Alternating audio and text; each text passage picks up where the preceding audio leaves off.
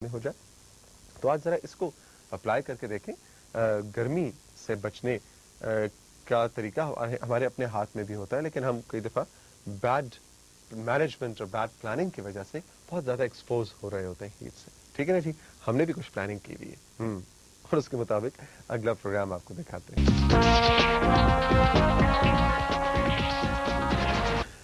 सदियों से इंसान बहुत से अपने माशी मसाइल का हल ढूंढता चला आ रहा है, उनको अप्लाई करता चला आ रहा है अपनी रोजमर्रा जिंदगी पे, और इसी तरह से एक हल से दूसरे हल की तरफ बढ़ता जा रहा है, एक ईजाद से दूसरी ईजाद की तरफ बढ़ता जा रहा है, मुख्तलिफ ईजादात में इनोवेशंस करता चला जा रहा है।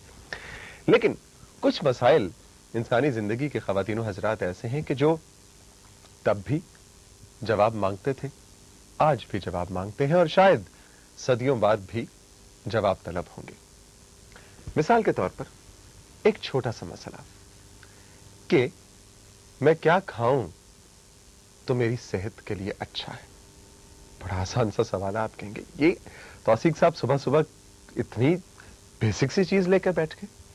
जी नहीं, जरा 2 मिनट के लिए सोचिए कि इस सवाल का जवाब आपके पास है, नहीं है। हम में से किसी के पास भी नहीं है। हम एक दूसरे से जानने की कोशिश करते हैं, वजन कैसे कम किया, कौन सा डाइट प्लान अपनाया, अरे आजकल आप बहुत फ्रेश लग रहे हैं, क्या खा रहे हैं। मैं तो थक जाता हूं, समझ नहीं आती एज फैक्टर है या हम लफ्ज डाइट हमारी जिंदगी का एक बहुत अहम जुज बन गया है। और ये इर्द गिर्द जितने सवाल और जितने मुशाहिदात हैं, इनके साथ हम बड़े होते हैं, बूढ़े होते हैं और दुनिया से चले जाते हैं। जवाब कोई नहीं ढूंढ पाता। ऐसे में एक प्रोफेशन हमारे सामने ऐसा आता है कि जो राह चलते भी कहीं मिल जाए तो वो फ्री कंसल्टेंसी देना मजबूरी है उसकी, वो प्रोफेशनल देता है, उसको देनी पड़ती है। और ये प्रोफेशनल है न्यूट्रिशनिस्ट, यानी खुराक के अंदर न्यूट्रिशन वैल्यू क्या है या क्या नहीं है, और वो हमारी सेहत और हमारी जिंदगी और हमारे चेहरे और हमारी बॉडी पे किस तरह से असरअंदाज होती है, इस चीज का एक्सपर्ट। आज हमने चाहा है कि सदियों इस पुराने सवाल का जवाब ढूंढने की एक कोशिश और सही। डॉक्टर जहीर अली किरमानी साहब मेरे साथ तशरीफ रखते हैं, जो सैम हुस्टन स्टेट यूनिवर्सिटी में असिस्टेंट प्रोफेसर हैं, न्यूट्रिशनिस्ट हैं। लेकिन न्यूट्रिशनिस्ट एक बहुत आसान सा लफ्ज़ है कह देना। मेरा ख्याल है कि इसके पीछे सालों की तपस्या होगी डॉक्टर साहब, और आप हमें अपनी गुफ्तगू में ज़रूर बताएंगे कि आपने किस तरह से केमिस्ट्री से इस तरफ जाते हैं, बायोलॉजी से जाते हैं, या MBBS करके जाते हैं। खैर वो बातें भी होंगी, लेकिन सबसे पहले तो बहुत इनायत आपकी कि आप तशरीफ लाए मेरे शो में। कैसे मिजाज है? बहुत ठीक हूँ, और सबसे पहले अस्सलाम वालेकुम कहूँगा, और दूसरे आपका बहुत शुक्रगुजार हूँ कि आपने मुझे मौका दिया डॉक्टर साहब बात करने का। Thank you very much. Doctor साहब, न्यूट्रिशनिस्ट जी को आप बुनियादी तौर पे 3-4 जुमलों में आसान सी उर्दू में अगर इसकी तशरीह करना चाहें कि न्यूट्रिशनिस्ट आपके ख्याल में, हमारे ख्याल में तो वो होता है जिससे हम अपने हर मसले का हल करते हैं, आपके ख्याल में क्या होता है? न्यूट्रिशनिस्ट एक ऐसा प्रोफेशन है कि जो एक BS डिग्री, जो बायोलॉजी, केमिस्ट्री और सारी जो साइंसेस हैं, जो इंसान की बॉडी को जान सकें, उनसे होते हुए आप न्यूट्रिशन के कोर्स लेकर चलें और फिर एक वो बोर्ड सर्टिफिकेशन होता है वो कर लें, तो फिर आप जो है रजिस्टर्ड डाइटिशियन कहलाएंगे अमेरिका में तो। लेकिन यहाँ अभी न्यूट्रिशनिस्ट ऐसी ऑर्गेनाइज नहीं है पाकिस्तान में। इसका अभी तक नहीं हुआ चर्चा, इस बात ऐसे रिवाज नहीं हुआ, और लोगों ने महसूस नहीं किया कि ये ज़रूरी चीज़ है। लेकिन दूसरे तरक्की याफ्ता मुल्कों में एक मेडिकल प्रोफेशन को हेल्प करने के लिए न्यूट्रिशनिस्ट का एक बाकायदा प्रोफेशन है, जो बायोकेमिस्ट्री से, जैसा अभी आपने कहा, और बायोलॉजी से होकर जाता है। बहुत सी इसकी कोई स्ट्रिक्ट नहीं है इसमें बहुत ज़्यादा कि यही ज़रूर ये चीज़ें आपको पढ़ना है, بلکہ بہت ان کے چند وہ کورسز ہیں جو آپ کو ضرور کرنا ہے.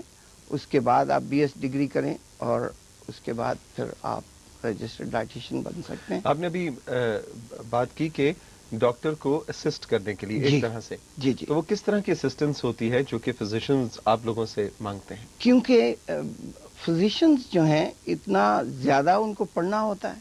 اب ہر چیز تو ہر سائنس تو وہ نہیں پڑھ سکتے، انسان ہے آخر.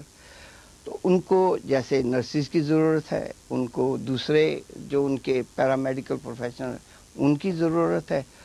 اسی طرح سے بہت سے ملکوں میں یہ پروفیشنلز ہیں جو ان کو ہیلپ کرتے ہیں کہ ڈاکٹر نے تشخیص کی کہ اس مریض کو یہ مرض ہے اور میں نے دوائی دے دی، اور اس کے بعد اب اس کو یہ پوچھنا ہے جیسے ابھی آپ فرما رہے تھے کہ میں نے کیا کھانا ہے، میں نے کیا کرنا ہے. تو اس چیزوں کا جواب ہم لوگ دیتے ہیں.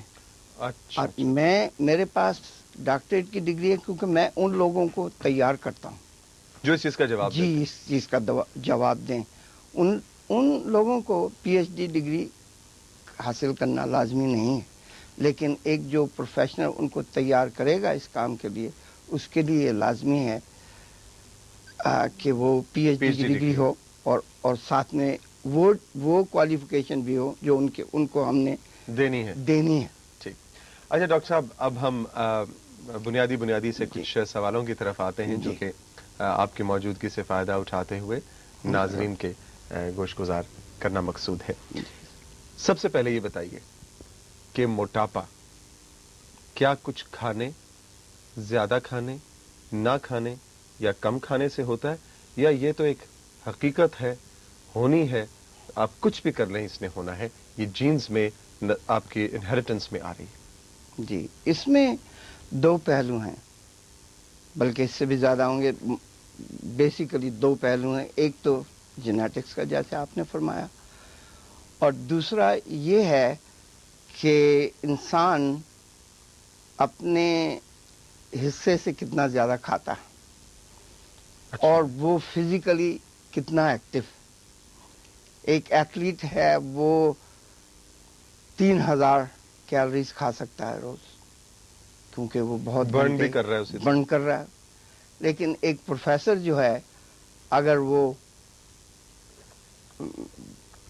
2000 کیلری سے زیادہ بڑھ جائے گا، میری طرح کا چیئر پہ بیٹھا ہوا ہے، تو پھر وہ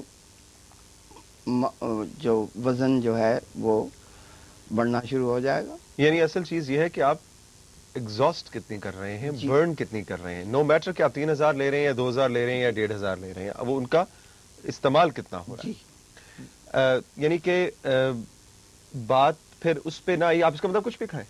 جی آپ سب سے پہلا سبق جو میں دیتا ہوں اپنی کلاس کو، کہتا ہوں کہ دیکھ، اگر تو آپ نے صحیح نیوٹریشن پڑھنی ہے تو دنیا میں کوئی خوراک ایسی نہیں ہے جو خراب ہے انسان کے لیے.